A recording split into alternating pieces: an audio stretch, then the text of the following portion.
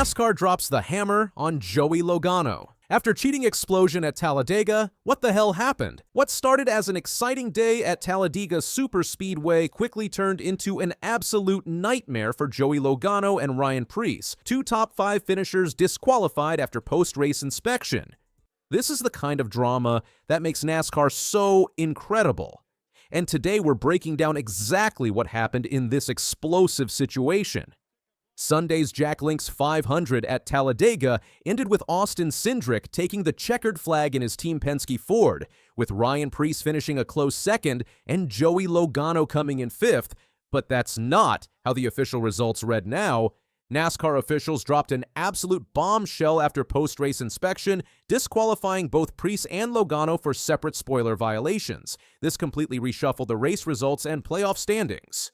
Preece's 2nd place finish? Gone. Logano's 5th place result? Erased. Instead, they're now officially credited with 38th and 39th place finishes in the 39-car field. The technical violations, what did they actually do? So what exactly did these teams get caught doing? Let's break down the cold, hard facts about these violations. Ryan Preece's number 60 RFK Racing Ford violated Rule 14.5.8F, which specifically addresses spoiler configurations. NASCAR found that his car had 3 carbon fiber shims on the spoiler, when the rules explicitly state a maximum of 2 are allowed at superspeedways. This extra shim could potentially alter the aerodynamics of the car, a massive advantage at a track like Talladega, where every fraction of downforce matters. As for Logano, his number 22 Team Penske Ford violated rules 14.5.8.E and 14.1.P, with NASCAR finding a missing bolt on his spoiler. The rulebook states that all fasteners must be securely fastened at all times during an event.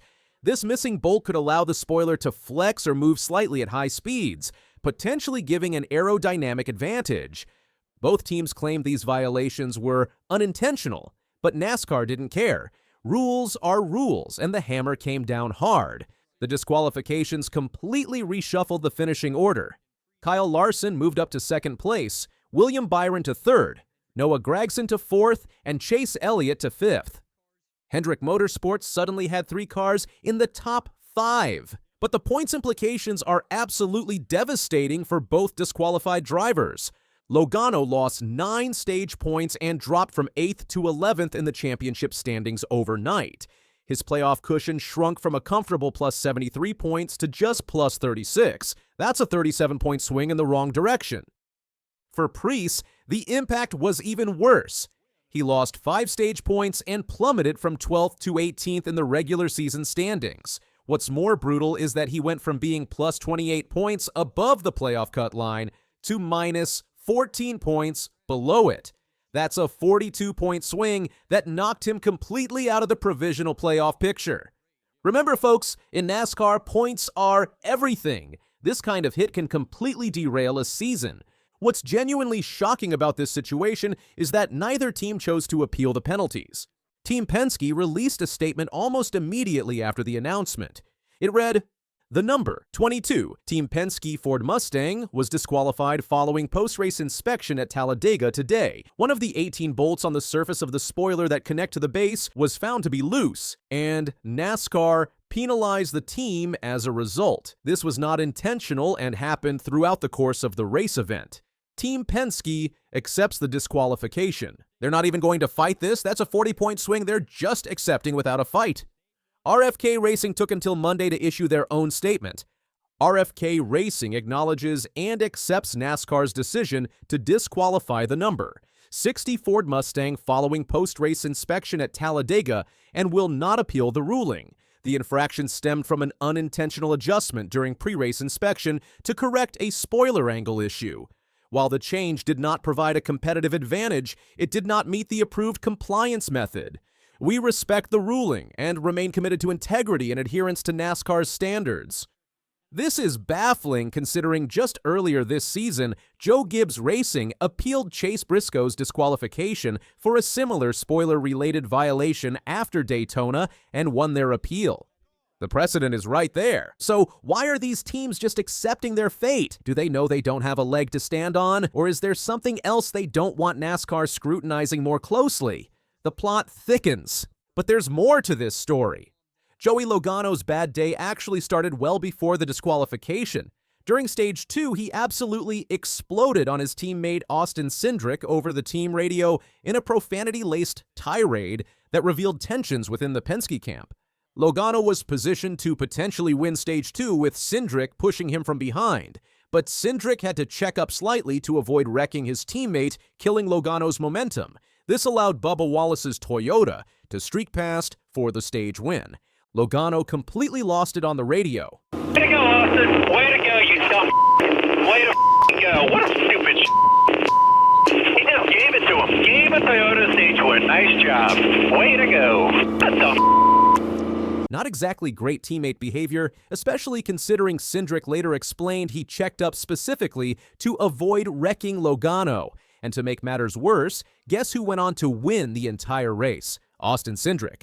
The very teammate Logano had just torn apart on the radio. Can you say karma? MLB Hall of Famer Chipper Jones certainly thought so, taking to social media to absolutely roast Logano. Congrats to Austin Cindric on his Talladega win. Good teammates are hard to come by, boss. Remember that one of yours MF'd you on national TV when in all actuality, you did everything possible to keep from wrecking him. Hate to be leitderu subtoturitudur au duices in the team meeting on Monday. Some people are hooray for our team as long as I'm the star, as every team has them. Hendrick, RCR, JGR, Penske, etc. Sometimes karma is glorious. Enjoy this one. The three-time champion getting called out by a baseball legend for his behavior, then getting disqualified hours later.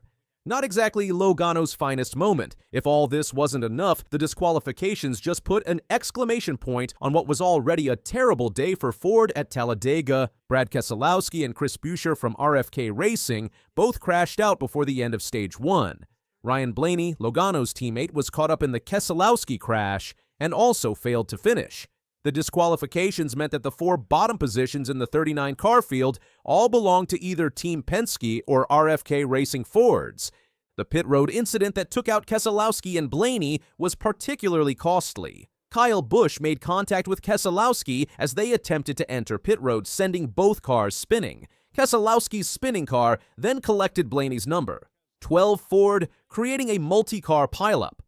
Blaney, coming off 3 consecutive DNFs, couldn't hide his frustration. He said, "From what I could see, the number 6 was trying to get to the pit road with his group, and I don't know if the guy behind him didn't know, didn't see, and just kind of ran right over. That just stinks. I mean, another DNF is no fun. Hopefully we can get this sorted out." This isn't an isolated incident, folks. NASCAR has seen a wave of disqualifications across all 3 national series in recent months. Alex Bowman at the Charlotte Roval last fall, weight violation. Eric Jones at Martinsville, weight violation. Jesse Love after winning the Xfinity race at Rockingham. Parker Kligerman after crossing the line first in the Daytona truck race. Chase Briscoe after Daytona, though later overturned. Why is the tech shed suddenly becoming a slaughterhouse? It comes down to the nature of the next-gen car and teams pushing the absolute limits. For years, NASCAR teams focused on engine advantages. Don't touch anything under the hood. But in this era of the spec next-gen car, the focus has shifted to finding advantages with single-source parts. At superspeedways like Daytona and Talladega, the spoiler becomes the prime target because of its massive impact on aerodynamics. NASCAR teams have a long storied history of intentionally designing parts that start legal but fail during the race in a way that gives them an advantage. Think of a bolt designed to come loose on a spoiler, allowing it to flex or bend during the race, changing the aerodynamic profile of the car. This can make a huge difference in speed, handling, and fuel mileage. And in today's NASCAR, where every car has essentially the same parts, finding even a fraction of an inch advantage can make all the difference between running mid-pack and contending for wins. For Joey Logano, this DQ just adds to what's already been a disappointing 2025 campaign for the 3-time champion.